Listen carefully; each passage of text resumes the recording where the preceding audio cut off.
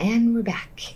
Okay, so where we left off, we have our piece, and now I have to download it as a JPEG. And the reason why this is important is because we had all those layers, and now by downloading it as a JPEG, we're just condensing it into one single image.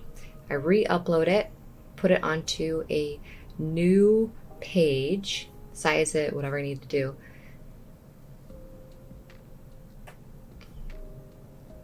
And then I duplicate it, and I'm desaturating it. This way this is going to be my printout.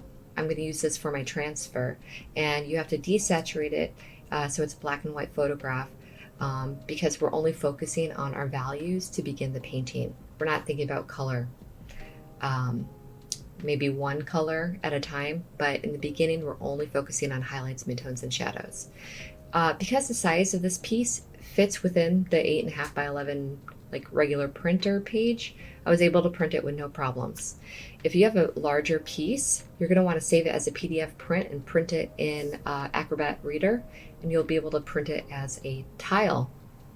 Okay, so now we're going back in, finding all the saturated versions of the paint swatch that we had earlier.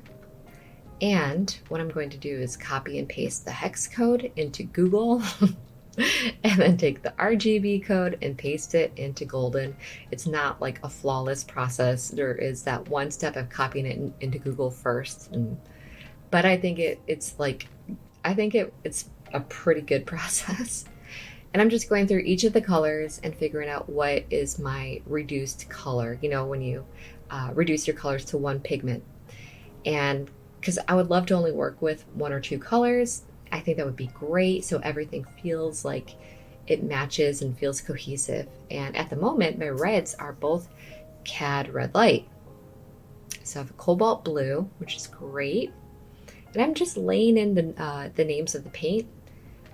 I just think it's really like a lot easier to label everything in case you move on from a piece for like a month and then you come back and you can remember what paints you were using.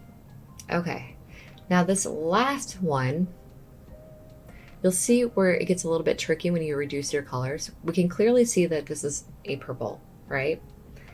And it's given me, and I'm checking it again, but it's giving me a cobalt blue.